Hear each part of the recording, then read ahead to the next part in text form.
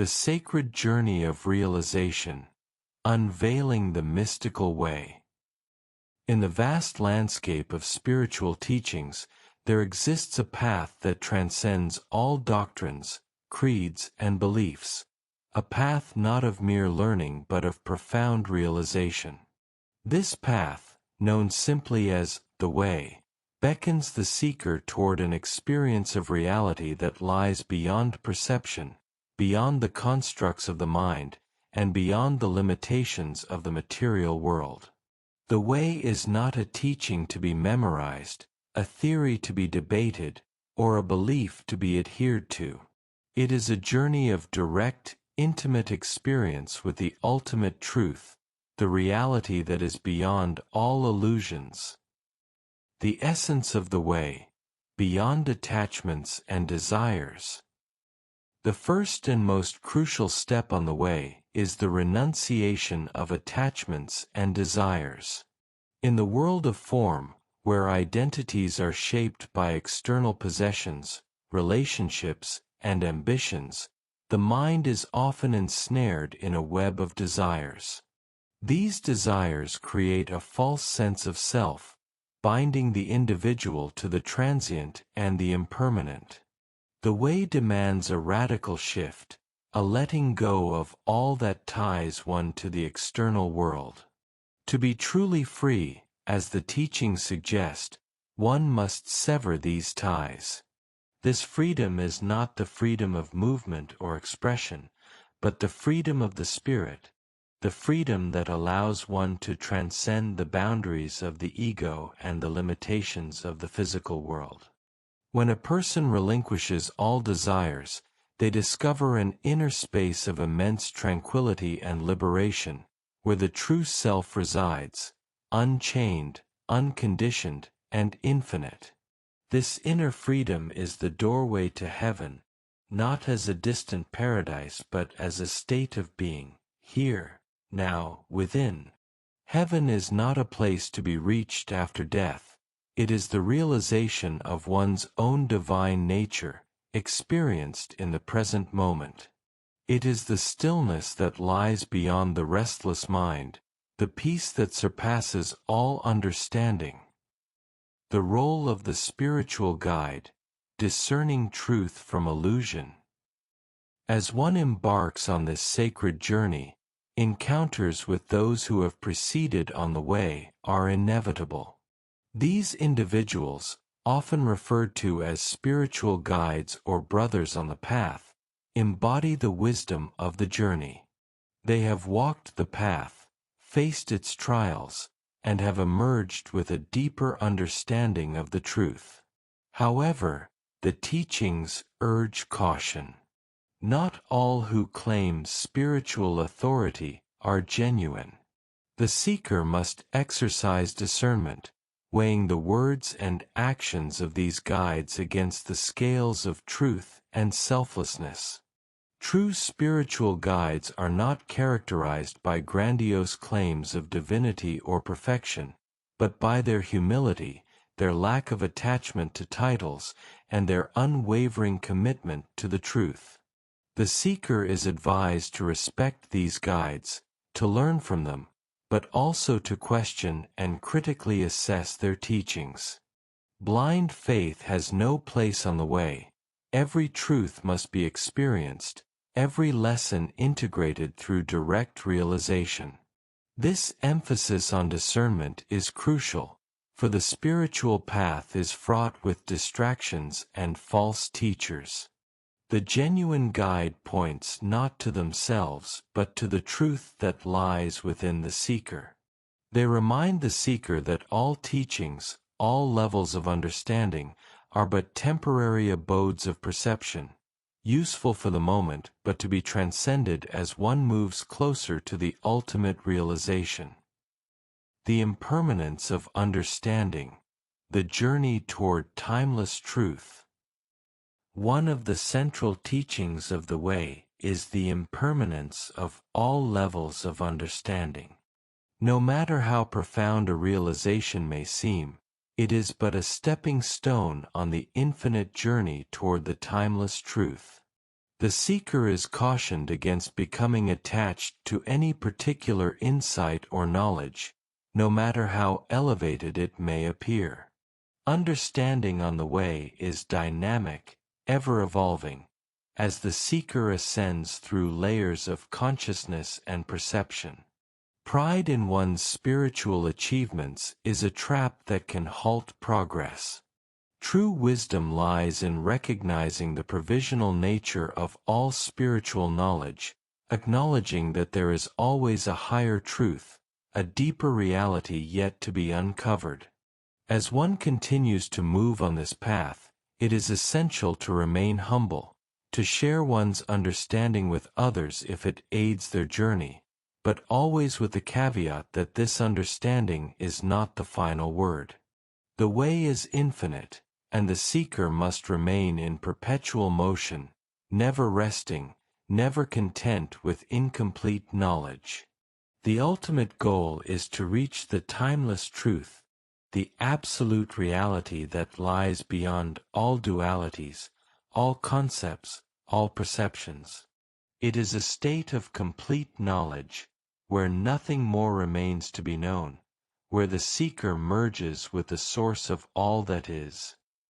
The state of enlightenment, the stillness of the soul. Enlightenment, as described on the way, is the culmination of the spiritual journey. It is the point where all movement ceases, where the seeker has arrived at the final destination. In this state, nothing stirs within the soul. The restless search for meaning, the quest for truth, and the desire for liberation all come to an end. Enlightenment is characterized by absolute tranquility, endless silence, and eternal peace. These are not merely poetic descriptions but profound realities that the enlightened being experiences. It is a state where the individual ego dissolves into the infinite, where the duality of subject and object, self and other, ceases to exist. This state cannot be conceived by the mind, for it lies beyond all mental constructs. It cannot be described, for it transcends all language and conceptualization. It must be experienced directly, through complete surrender to the immensity of the presence. In this surrender, the individual self is lost, only to be found in its true nature as one with the all. The three great achievements, keys to eternity. The way outlines three great achievements that are essential for crossing the threshold into eternity: non-possession of things, abandonment of desires, and stillness of mind. These three principles form the foundation of the spiritual journey, guiding the seeker toward the ultimate goal of liberation.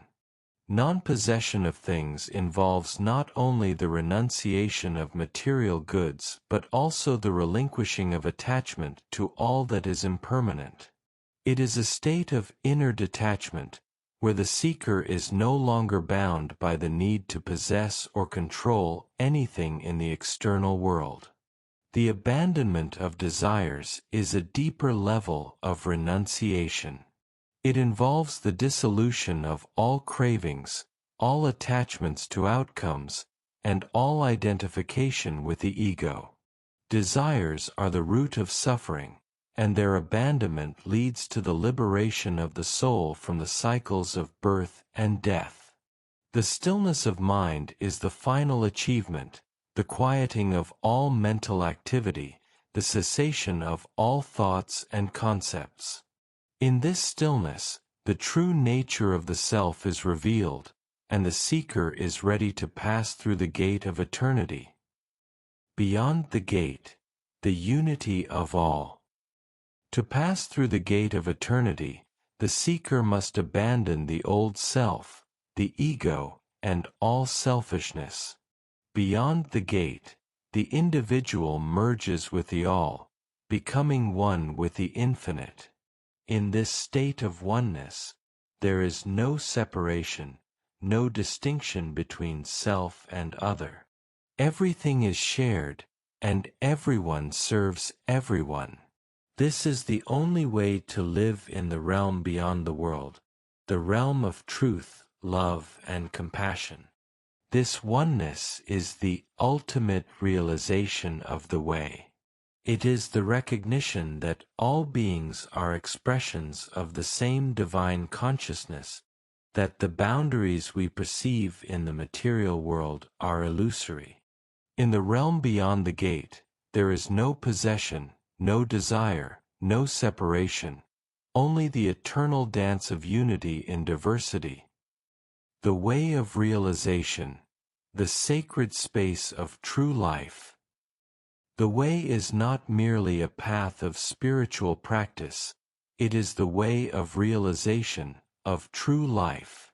It is the sacred space where all is true, where the illusions of the world are left behind, and the seeker stands in the full light of reality.